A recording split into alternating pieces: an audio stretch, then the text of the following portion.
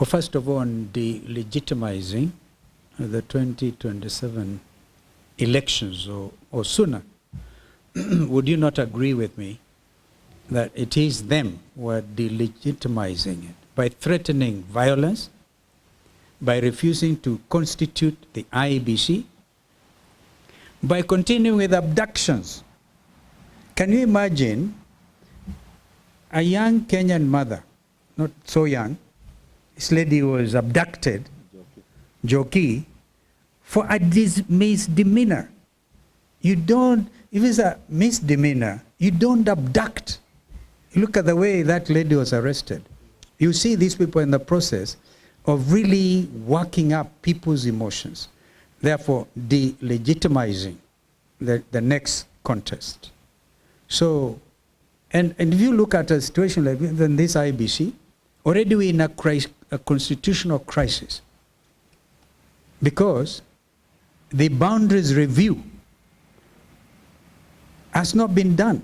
And yet under NADCO, we made specific recommendations that, for example, the period be extended as in JN to 14 or 15 years within which to carry out boundaries review. But already the country is in breach of a fundamental constitutional obligation. With regard to us, and I agree with you, these guys obviously are campaigning. But as they campaign, I advise them, if indeed they will take my advice, not to show open anger. Yani hasira ya ajabu. Umeiona hasira. Kumbukeni hasira ni hasara. Na kiburi kujipiga kifua. Kwa sababu tumesema tu kwamba if a company is in receivership, under receivership, like Mumia Sugar, how does a company under receivership issue bonuses? And therefore Salasia was spot on asking them, where are you getting this money from? First of all, it's very little. And I think Peter Salasia is still waiting to see which of the Mumia Sugar outgrowers have gotten some money in their M-Pesa. Na hiyo inaleta, inazua hasira. Hasira ya ajabu. Kwa hivyo wajiandae, tunakuja na tuna mipangilio yetu. Actually what we want to do is to come up with rallies which are going to be based on issuance of IDs to the Kenyan youths, the agencies and others, and combine that with the registration of voters. We will not be renting crowds. Have we not seen 1,000 watu watano chukueni, 1,000 ingine? Did we not see a whole senator dishing out money? Renting a crowd for a head of state? No. We will be coming to the people. But we also telling our Kenyans, chukueni hizo pesa kama kawaida. Kwanza sema 1,000 kwa watu watano haitoshi. Na tunajua ni kodi yetu. Chukueni.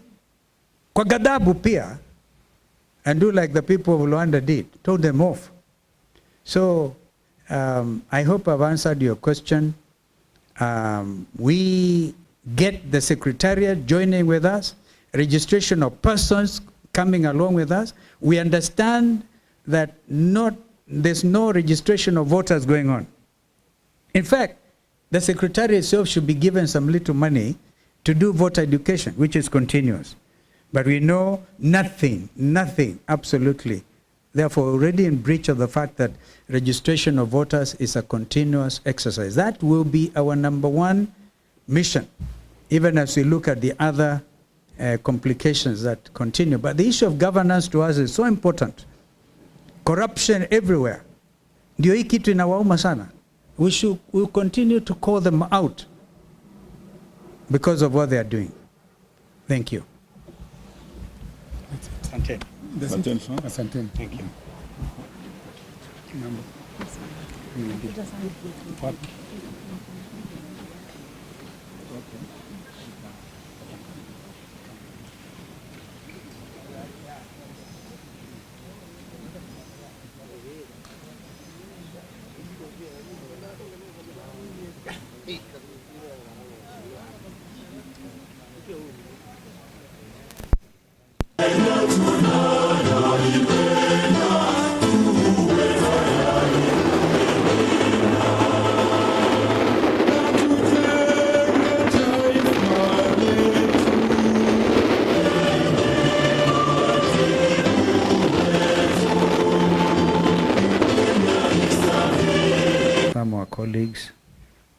programs we have in terms of outreach to our fellow citizens in every part of the country.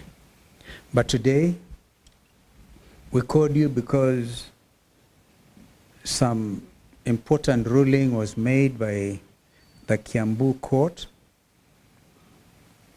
which had issued orders against the reconstitution of the IEBC selection panel, itself a product of the IEBC Amendment Act, which is the only statute signed into law following the National Dialogue Committee deliberations. Now that, as we have said before, Azimio had nothing to do with it, and we are not here to talk about Azimio because a lot has been happening within Azimio itself. But for purposes of reconstitution of the IEBC selection panel, it was the Kenya Kwanza coalition side and the Azimio side and others, the faith-based organizations and others. So now we demand that President William Ruto moves with speed to now put in place the 9-person selection panel for the IEBC, leading, of course, into the formation and reconstitution of the IEBC. There can be no other pretense. Others, as I said, were blaming us, and this was not an application in Kiambu. This was a state-sponsored application, and we are happy they have ordered, or whatever it is, a judge in Kiambu. We don't want to criticize that ruling. But now, the other matter in the Court of Appeal by Mr. Augustine Muli can continue because there are no orders. There are no orders in that matter before the Court of Appeal. The orders were only out of the Kiambu court. Therefore, this is a second opportunity, and I spoke about this last time when my good friend Weta, he still remains my very good friend, by the way, in spite of the talks I've had out there in the West. So this is a time for him to forward the names. As chairperson of the Parliamentary Service Commission, I think it is the Senate, or is it the Senate clerk who is supposed to forward these names forthwith to the President, and the President should immediately put in place the IEBC selection panel. On Monday, we hope to come up with a very clear statement on what's going on in the meantime within the IEBC Secretariat itself. There are terrible things going on there, like procurement, and they're testing the ground. We gather there's somebody, a former commissioner sitting as an advisor in State House, who is giving instructions to the IEBC Secretariat. The country is watching, and they are testing waters. If we allow them to go on with the procurement, the next thing they want to do is even procure election materials for 2027, print them in excess of the numbers that will be there, in order to further compromise the integrity of the election process. We also know that they have actually removed the server from IEBC to some other destination. Well, that is not our business now, because our main principles do not seem interested. Tume ya uchaguzi ama selection panel ambayo itajihusisha sa na swala muhimu kabisa la uundaji upya kamati ama tume ya uchaguzi wa Kenya. Kazi hiyo ina umuhimu kabisa, na sasa hakuna takshishi, hakuna pingamizi, unless of course KK wanarudia tena na kuanzisha mambo mengine ambayo hatuwezi tukaelewa. But we have been vindicated. We have nothing to do with the delay. We have had nothing to do with this delay. And now we are urging, we are demanding. Remember, we said by March, if there's no movement towards the putting in place a new IEBC, we would get to the streets. There are those who think the Gen Zs have not been demonstrating, but you all know they are in the space. There are now demonstrations online, and Kenya can never be the same again. So that would be those are my remarks. My colleagues here will make further comments.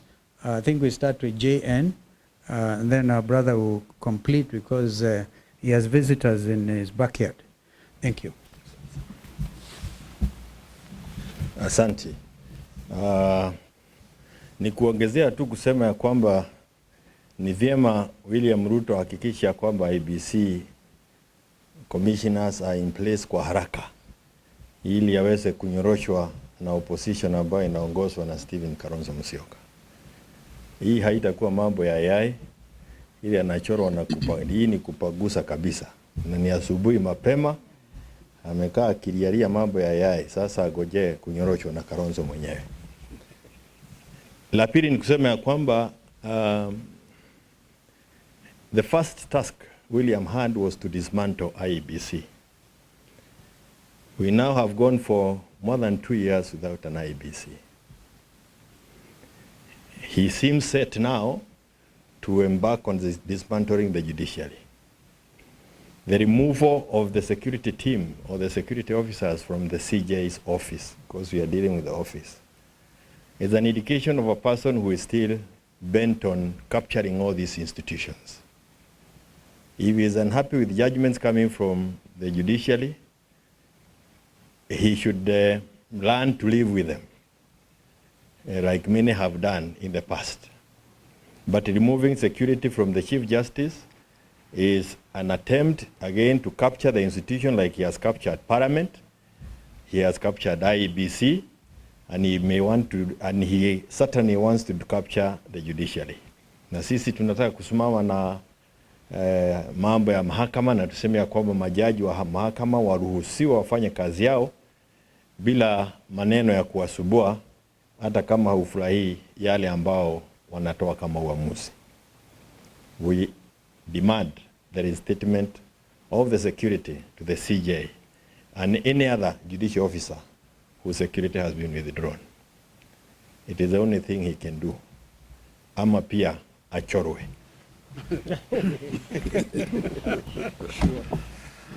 Thank you very much. May I also join my colleagues in adding my voice to the issue of immediate reconstitution of IEBC, and to say that William Ruto has no excuse but to proceed and do the needful. The country is waiting. We have started the 3rd year of this administration, and we must start making the necessary preparations for the next elections. And as we prepare for that also, there's a matter of concern in terms of the tone that is being used by our colleagues. And today we want to call on the NCIC. When you listen to our colleagues who have been in Western Kenya for the last 1 week, that tour is being concluded today. The language that has been used is insightful. It's a language that is threatening certain communities and even directly threatening certain individuals. From coming to Western Kenya, I heard one individual say that Honorable Kalonzo should not step in Western Kenya. And this was said by a governor. My good friend Paul Otoma of Busia County made utterances that are insightful, that threatened violence against leaders and a particular community, the Mount Kenya community, which is now being targeted for demonization, for isolation. And this is language we've had before. We remember the 2007 general election and the 2008 post-election violence, when language of 41 against 1 was used. The language of madoa-doa, targeting certain communities.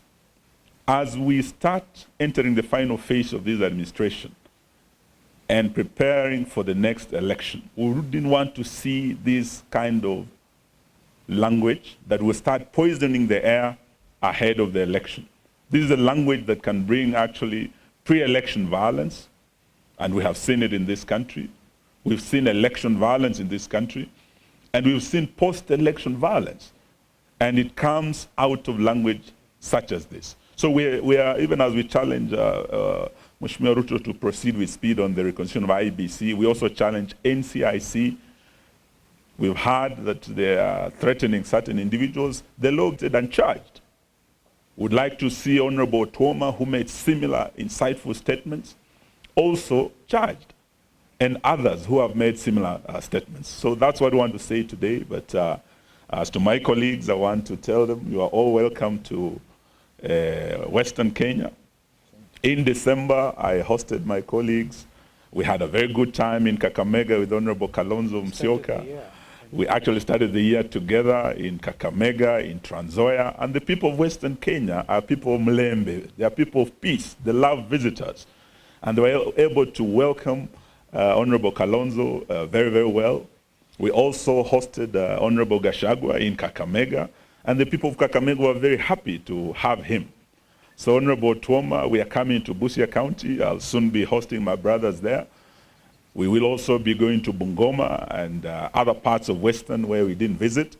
So Western Kenya is Kenya, ladies and gentlemen, and we are all free to visit any part of this country. And as the opposition, wauze sera zao as the broad-based government, and as we're also broadening our opposition, we should be free to go to every corner of Kenya, twende tuuze sera zetu, and may the people of Kenya decide.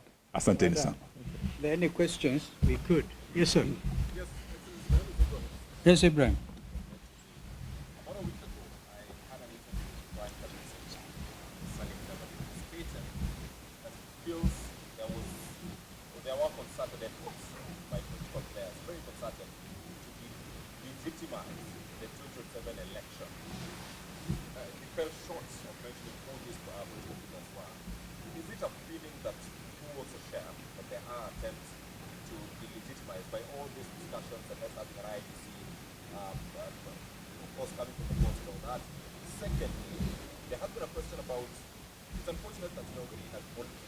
Campaign season, there have been questions about when Kalonzo Musyoka and his troops are going to hit the ground. The team that you clearly be facing using government budgets is already hitting the ground.